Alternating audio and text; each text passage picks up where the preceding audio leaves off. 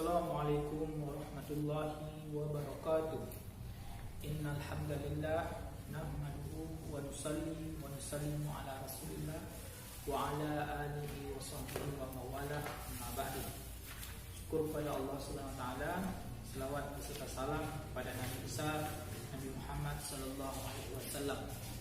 Baik anak-anak ustaz sekalian yang ustaz sayangi, dimanapun kalian berada. Di sini kita akan membahas tentang pelajaran kita yang ke-8. Tolong kalian semua buka halaman 54, pelajaran ke-8 mengenai masa awal kenabian. Ya. Anak-anak ustaz sekalian, pada halaman 54 kita akan membahas tentang masa-masa awal kenabian, dimulai dari gelar Nabi Muhammad SAW. Nabi Muhammad SAW mendapati gelar yang pertama yaitu As-Sadiq. As-Siddiq artinya jujur, Shadaqah yasduqu, jujur. Nabi Muhammad adalah orang yang jujur. Nabi Muhammad tidak pernah berbohong sama sekali. Beliau selalu berkata jujur sampai beliau wafat. Pernah Nabi Muhammad SAW bersabda, Al-Kizbu la ummati. Orang yang berbohong, orang yang berdusta bukan termasuk golonganku.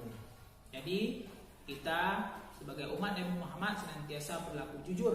Tidak boleh ada yang berbohong. Kalau kita berbohong, kita tidak termasuk golongan daripada golongan Nabi Muhammad SAW, ya, golongan umatnya.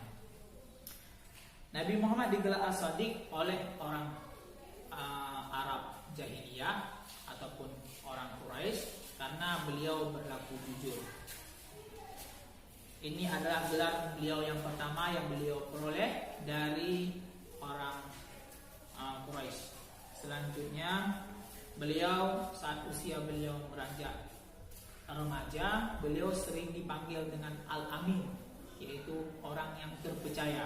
Nabi Muhammad digelari dengan Al-Amin karena beliau sangat amanah menjaga harta-harta orang lain.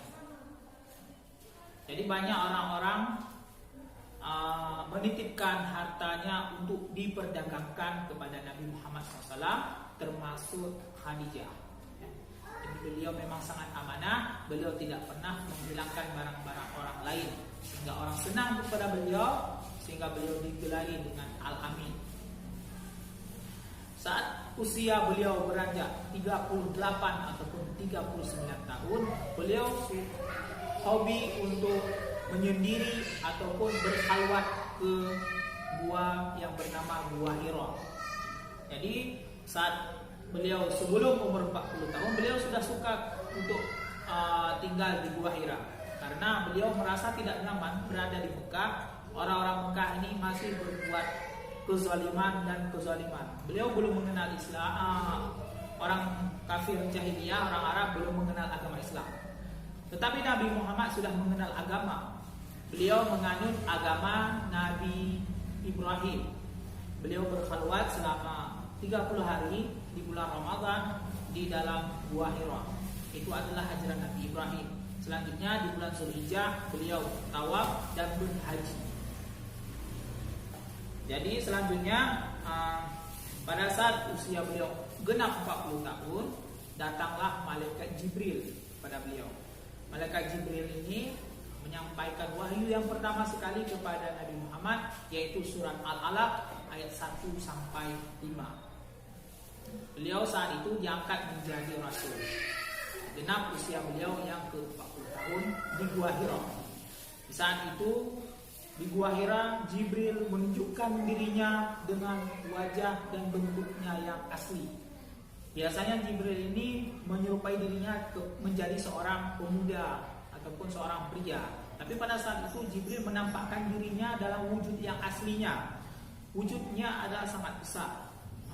Sehingga Nabi Muhammad saat melihat ke kiri, ke kanan, atas, bawah, ini semua wajah Jibril. Itu baru wajah Jibril. Luas, semuanya ditutupi oleh wajah Jibril. Nabi Muhammad ketakutan. Jibril memaksa Nabi Muhammad untuk membaca. Iqra, bacalah. Nabi Muhammad tidak bisa membaca. Nabi Muhammad menjawab, saya tidak bisa membaca. Jadi Jibril mengulanginya lagi. Jibril mengatakan, bacalah wahai Muhammad. Muhammad ini juga menjawab seperti tadi, saya tidak bisa membaca. Kemudian Jibril memeluk Nabi Muhammad erat-erat sehingga Jibril mengatakan surat Al-Alaq 1-5. Iqra bismi rabbikal ladzi khalaq. Jadi setelah itu, setelah Nabi Muhammad diberikan wahyu surah Al-Alaq 1-5, beliau ketakutan, beliau kedinginan, menggigil, beliau pulang. Beliau pulang menjumpai istrinya Khadijah yang ada di rumah. Lalu beliau minta diselimutkan, selimuti aku. Nabi Khadijah terkejut melihat Nabi tiba-tiba kedinginan, ketakutan, diselimuti. Setelah diselimuti, Nabi Muhammad merasa seperti pucat. Ini terjadi apa-apa kepada Nabi. Khadijah ketakutan, Khadijah juga ikut ketakutan. Ini apa yang terjadi dengan Nabi Muhammad SAW? Kemudian Khadijah membawa Nabi Muhammad ke saudaranya, pamannya, Waraqah bin Naufal. Waraqah bin Naufal ini adalah ahli kitab. Beliau ahli dalam kitab-kitab terdahulu, Injil, Taurat.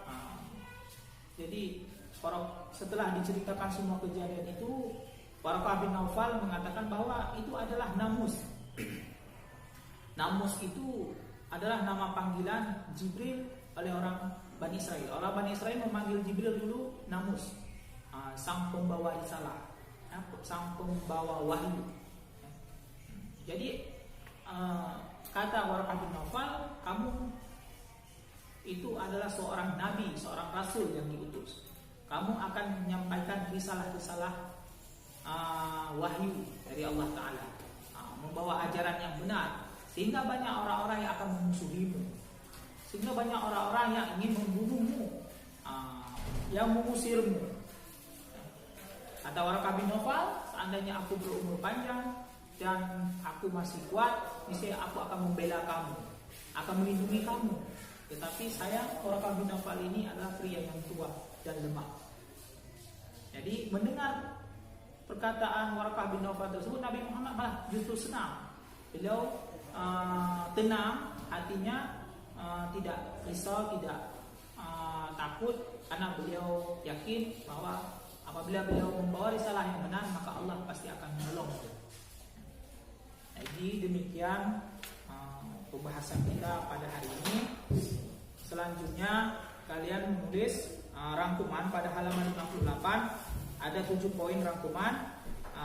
Kalian pindahkan ke buku catatan kalian. Demikian perjumpaan kita pada hari ini. Assalamualaikum.